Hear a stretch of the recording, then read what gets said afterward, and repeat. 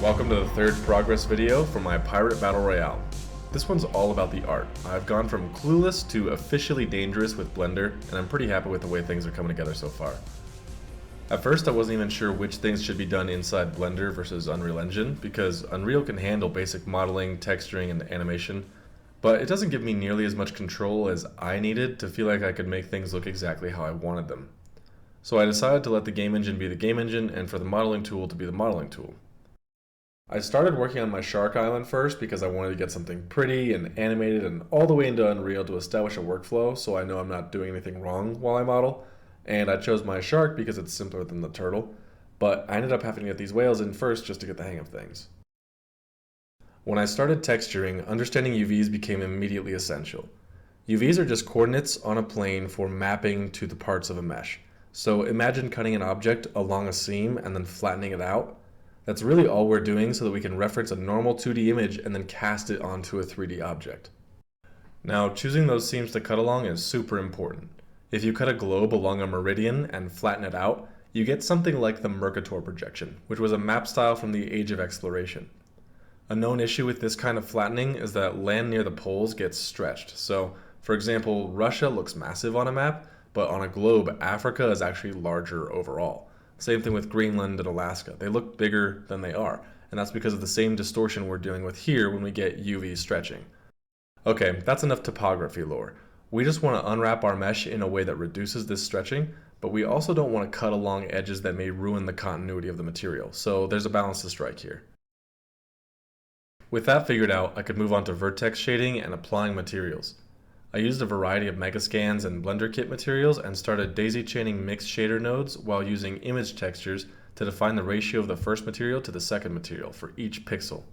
I can touch up this texture on the mesh directly, I can fade in with a gradient or whatever else, but the best part is that I can combine an arbitrary number of materials like this.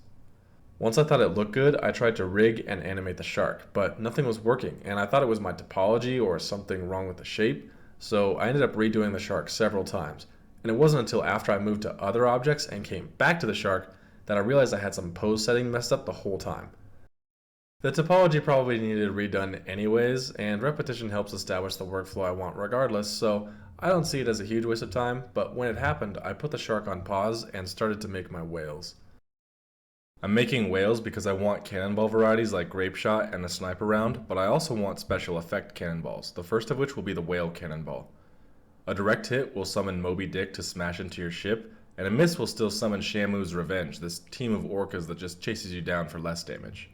Modeling and texturing these was much simpler than the shark, and the orca is the first object I was successfully able to bring all the way into Unreal with a custom-baked material, rig, and animation. This raised my confidence that I could get the other models imported, but I genuinely burned an entire weekend figuring out the subtle nuances for a consistent working pipeline. This was torture because I kept importing with no errors or warnings, but things just didn't line up. There were a few small details I needed to figure out, but the main problem was I literally just wasn't exporting the rig with the same UVs as the material bake.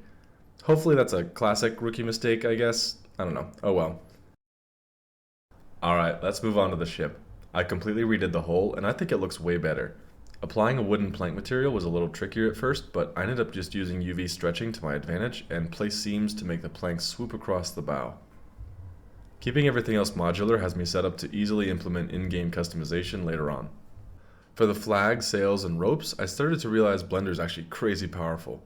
I was able to make claw simulations with a wind source in no time, and the hard part was getting the animation into Unreal.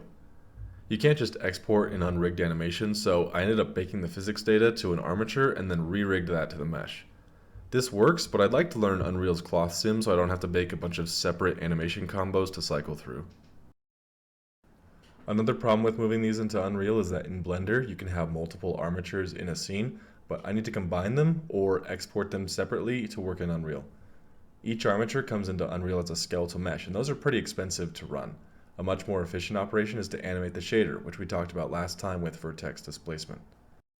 If I rig a palm tree and each individual leaf, I can only have a handful of trees before my computer starts to freeze up. But with trees that are static meshes with shader animations, I can have thousands. Speaking of trees, by the time I got back to the sea turtle, I was feeling good enough with how things worked to add some flair. Instead of making a handful of turtle variants, I can just add rocks and plants to create unique islands. I'd like to have randomly generated variants swimming around, and it feels like I'm on the right track for that, but I don't want to spend time figuring that out exactly right now. I'd rather maintain scope and see that as a polishing goal. Something that is not just polish and definitely integral to the gameplay, however, was making this baby turtle with an idle and swim animation. It did take me a while, but it was super worth it. Finally, there's the star of the main menu, my sea witch demon angel thing, who's basically the punisher of the damned. You see, this wasn't clickbait, this game is just where pirates go when they die. I considered modeling her from scratch or using Unreal's MetaHuman tool, but I ended up settling on the MakeHuman tool because I love open source software and I could still customize to the point of adding eyes and makeup, yet this saves me the effort of modeling a whole human from scratch. She started out looking like E.T., but in the end I feel like she came out pretty clean, honestly. I was thinking somewhere between Circe, Calypso, and biblically accurate angels here, and I may add some other touches, but I like where this is. Making the cutscene where she drops you out of the sky and into the game was actually really fun. I had recorded myself saying I'd like to get more familiar with the sequencer and cinematic tools, but then I just spent a week making the intro scene for this video and I got pretty acquainted. It's a huge part of the engine and I definitely want to get a lot better with it. Overall, I've loved taking the time to wrap my head around technical art. There's a lot to it, but it's been a lot more fun for me than learning about multiplayer. And there's still plenty that needs polish, but I like to think I'm knocking out the hardest parts first. If I had to restart with what I know now, I'm pretty confident I could get back to this point in just a few months. The slow part is really just learning the workflow while fighting perfectionism. Making these videos also takes forever, but I enjoy doing them, and I like getting feedback, so leave a comment. That about sums it up. Next time I'll be honing in on some core gameplay and hopefully even launching my first ever Steam page. Thanks for watching, take care.